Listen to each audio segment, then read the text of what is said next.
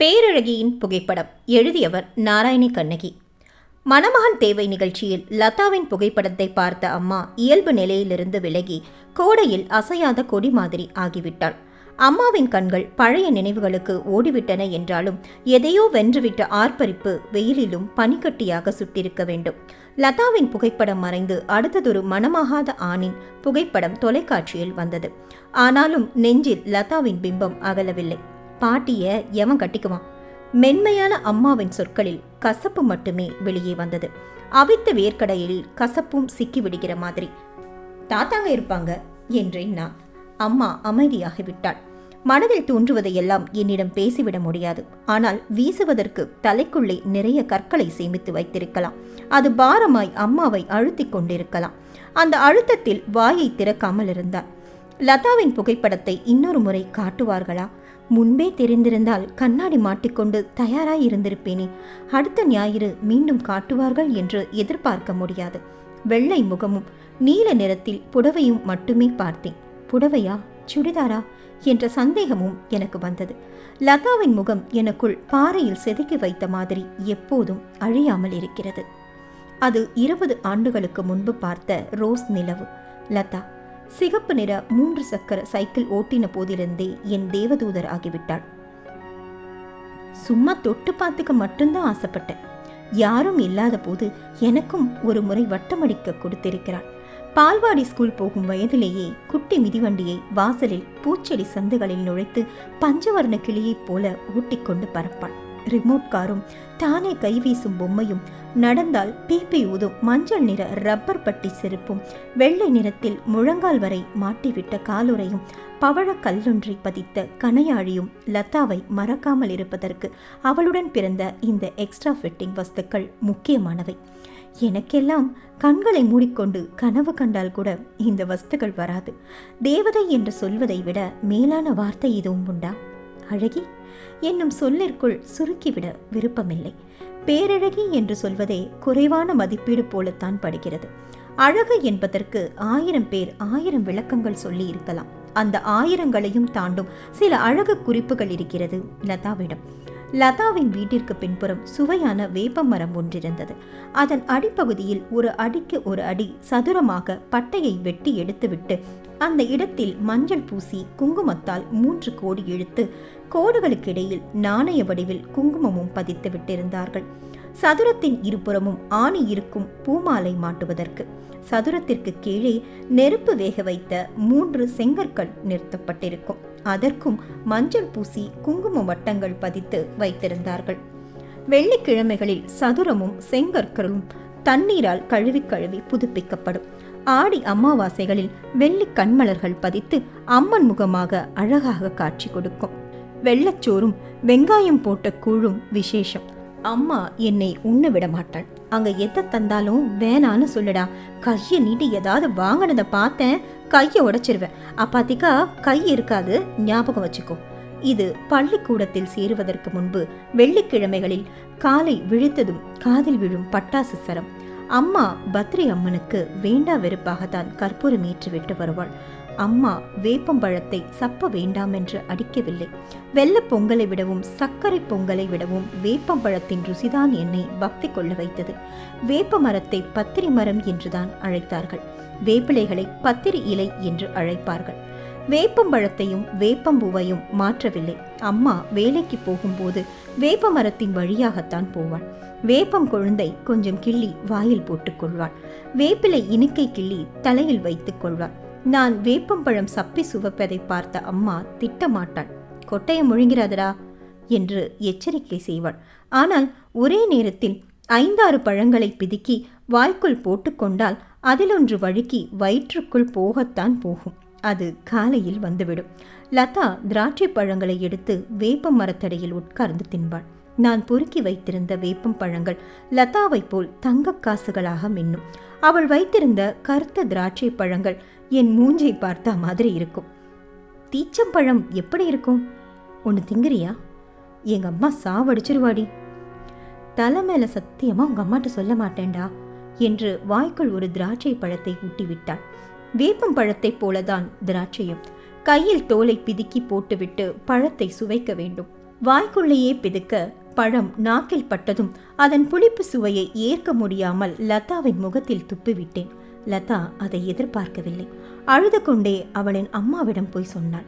தர்ம நியாயப்படி சத்தியத்திற்கு கட்டுப்பட்டு திராட்சை பழத்தை துப்பினான் என்று சொல்லாமல், மம்மி, பல்லா பையன் வேப்ப பழத்தை மூஞ்சில துப்பிட்டான் என்றாள்.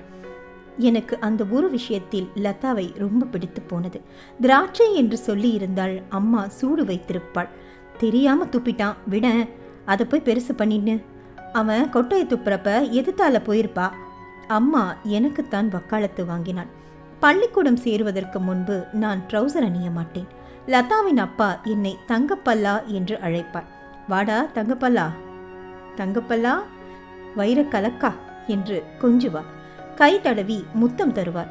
ஒரு முறை லதா அவனுக்கு மாத்திரம் பல்லா இருக்குது, எனக்கு இல்ல என்று அவளுடைய அம்மாவிடம் சொல்லி அழுததை பல நாட்கள் சொல்லி சொல்லி சிரிப்பாள்.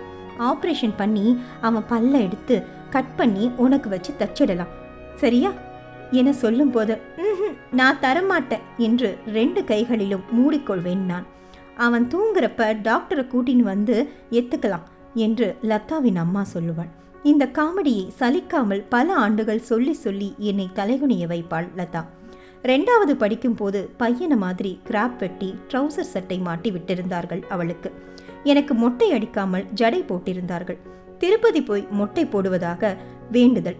அதை நிறைவேற்ற நான் அசையாமல் தள்ளிக்கொண்டே போனது.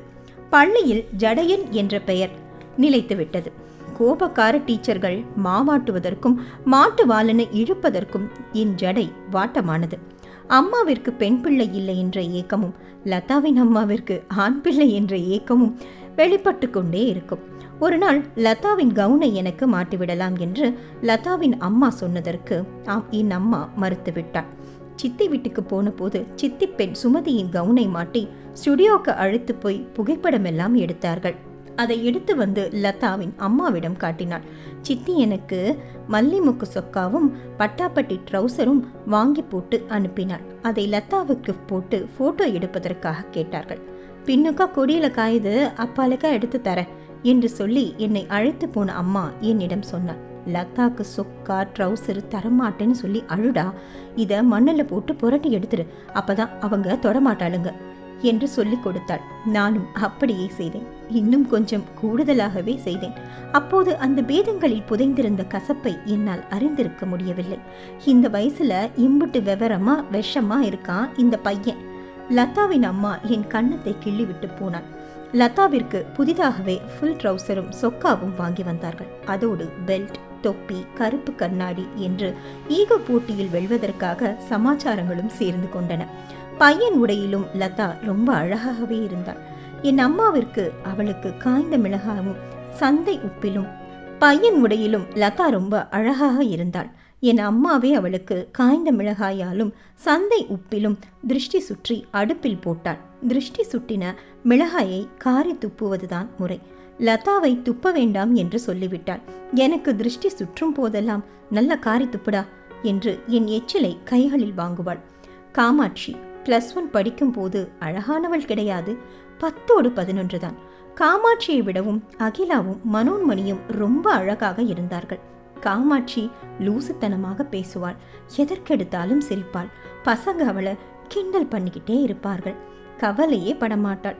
மோசமான விமர்சனமும் அவள் மீது அடிக்கடி எழும்.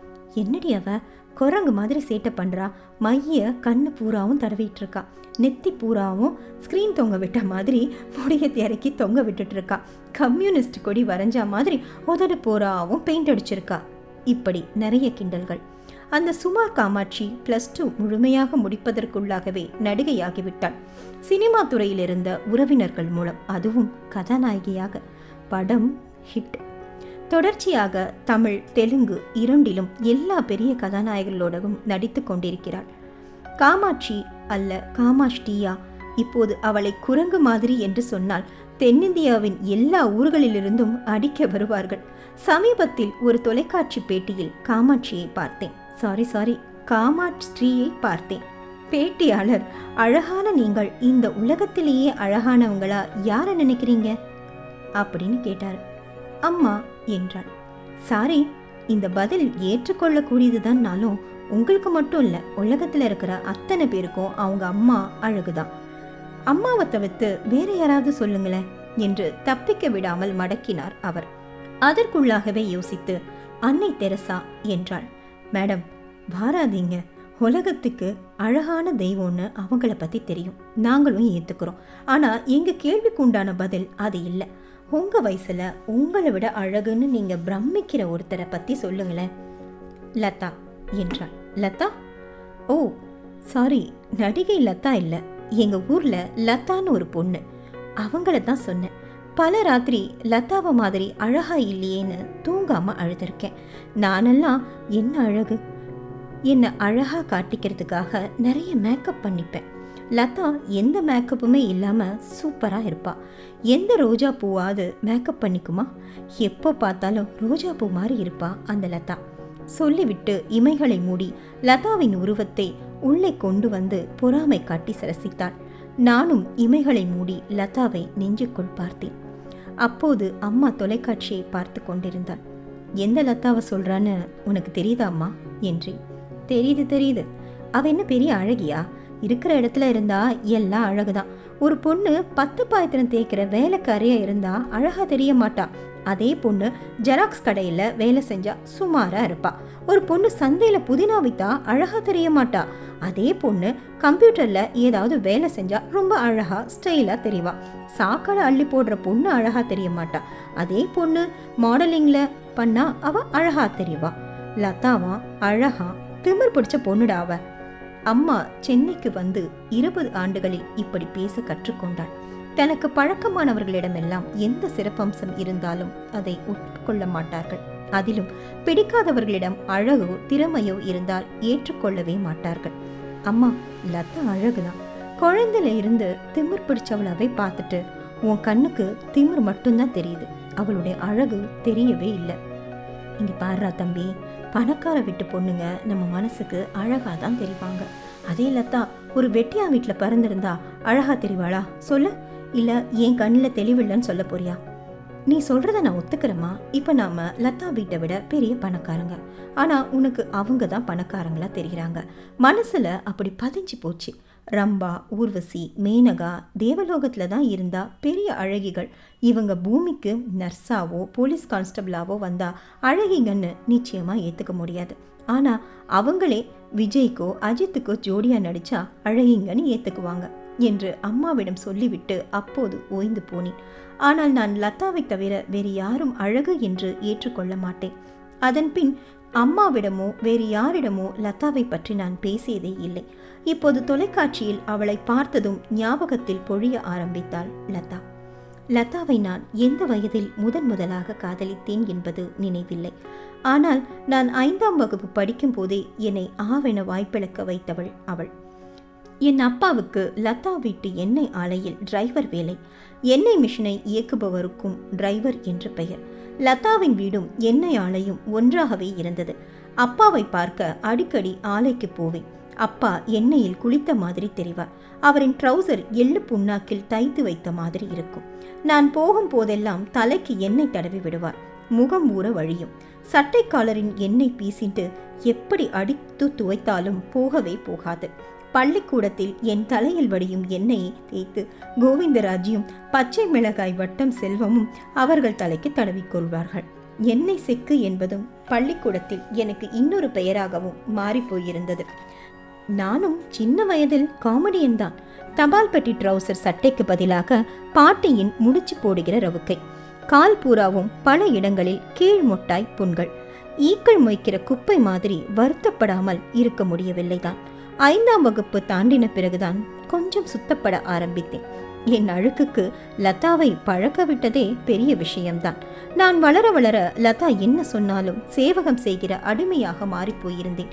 அவளின் செருப்பில் ஒட்டிய சேற்றை துடைத்து எடுப்பது, பஞ்சர் சைக்கிளை தள்ளி கொண்டு வருவது, சலவை துணியை வாங்கி வருவது, நாய்க்குட்டிகளை குளிப்பாட்டி விடுவது, ரோஜா செடிக்கு ஆட்டுப்புழுக்கைகளை கொண்டு வந்து போடுவது, மரத்திலேறி மாங்காய், புளியங்காய், கொடுக்காப்புளி பறித்து தருவது, இப்படி பல குரங்கு பணிகளும் மாட்டுப்பணிகளும் நாய்ப்பணிகளும் புரிந்திருக்கிறேன் லதாவிற்காக.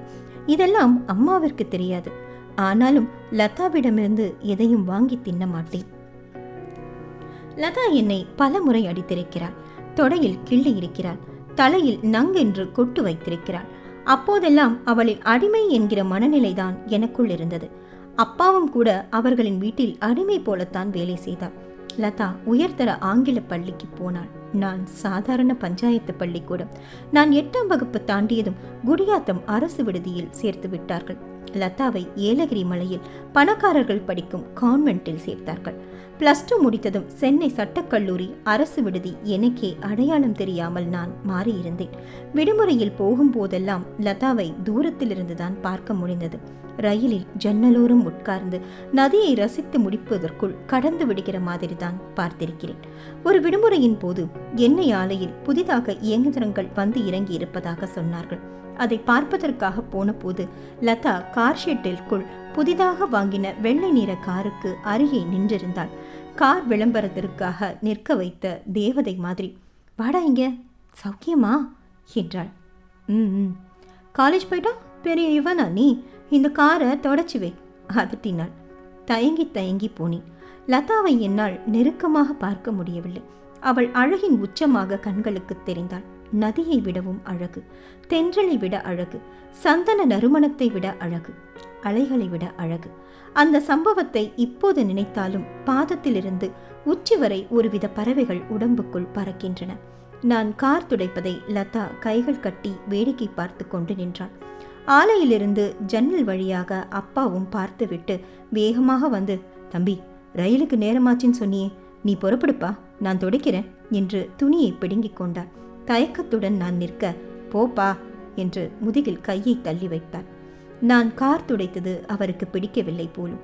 அன்று இரவு அப்பா ஒரு வார்த்தை சொன்னார். தம்பி, இனிமே நீ இந்த ஊருக்கு வர வேண்டாம். நானும் உங்க அம்மாவும் வாழ்ந்து முடிச்சு சாகலான்னு இருக்கோம். அல்ப ஆயுசுல கொல்லி வச்சிடாத என்று. அப்பாவின் பேச்சை கேட்டேன். சென்னைக்காரனாகி விட்டேன். வழக்கறிஞராகி 30 ஆண்டுகள். சொந்த வீடு, கார், டாக்டர் மனைவி, கல்லூரி படிக்கும் 2 பெண்கள், மேல்தட்டு வாழ்க்கை கிடைத்து விட்டது. சில வழக்குகளுக்காக சில ஊரிலிருந்து என்னை தேடி வருவார்கள். அப்பாவிற்கு சென்னை பிடிக்கவில்லை.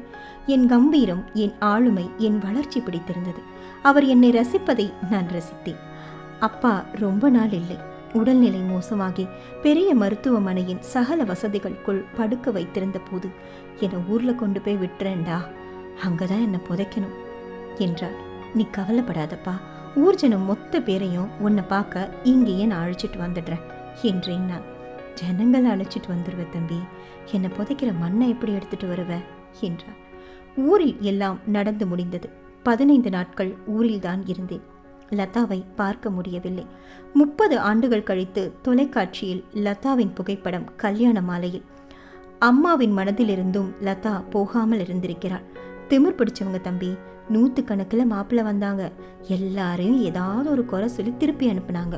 கொஞ்சம் உயரமாகவும் கூடாதான், கொஞ்சம் குள்ளமாகவும் கூடாதான், ஒல்லியாகவும் வேணாமா, குண்டாவும் வேணாமா, பல்லு மூக்கு காதுன்னு ஒன்று இல்லாமல் கரெக்டாக இருக்கணும்னு பார்ப்பாளுங்க. அப்பவே இவ காலி மந்தையில் விழுவான்னு எனக்கு தெரியும் என்றாள் அம்மா. அம்மாவிற்கு வர்க்க கோபம் அப்படியே இருந்தது. அம்மா, ஒரு அழகான பொண்ணு தன் கணவன் அழகா இருக்கணும்னு நினைக்கிறது தப்பா என்றேன். தப்பில்ல, அளவுக்கு மீறி எதிர்பார்க்க கூடாதுடா. நிஜமான அழகு என்ன தெரியுமா? அந்தந்த பருவத்துல அது நடக்கணும். அதுதான் அழகு. குமரியா இருக்கும் போதே கல்யாணம் பண்ணணும், அது அழகு. பொண்ணா இருக்கும் போதே தாய்மை அடையணும், அதுதான் அழகு. பொம்பளையா இருக்கும் போதே பாட்டியாவும் ஆயிடணும், அதுதான் அழகு. கிழவிலேயே கொள்ளு பாட்டி ஆயிடணும், அதுவும் அழகு. அழகு பூரா போனதும் பாட்டியான பிறகு மாப்பிள்ளை வேணும்னு விளம்பரம் பண்ணியிருக்கா. இவ்வளோ காலம் அவகிட்ட இருந்த அழகு தண்டம் தானே. நறுக்கென்று பச்சை மிளகாயை நறுக்குகிற மாதிரி கேட்டாள். அம்மாவிடம் கேட்பதற்கு காரமான கேள்விகள் என்னிடம் இருந்தன. காலம் தவறிய கேள்விகளால் யாருக்கும் எந்த பலனும் இல்லையே. வெளியே கார் வரும் சத்தம் கேட்டது. என் மனைவி கிளினிக்கில் இருந்து வந்து விட்டாள். அந்த கார் ஷெட்டில் நின்று லதா அழைத்து, சௌக்கியமாடா, மறந்துட்டியா? உங்க கேஸ்ல ஆம்பளைங்களுக்கு மட்டும் தங்கத்துல இருக்காடா என கேட்டு கட்டி பிடித்ததும், யாரோ வரும் சத்தம் கேட்டு காரை துடைக்க சொன்னதும் 2 சொட்டு கண்ணீர் விழுந்தது. அந்த கார் ஷெட்டில் நின்று லதா அழைத்தது ஞாபகம் வந்தது. சௌக்கியமாடா, மறந்துட்டியா? உங்க கேஸ்ட் ஆம்பளைங்களுக்கு மட்டும் தங்கத்திலையா இருக்கு? என கேட்டு கட்டிப்பிடித்ததும், யாரோ வரும் சத்தம் கேட்டு காரை துடைக்க சொன்னதும் 2 சொட்டு கண்ணீரில் விழுந்தது.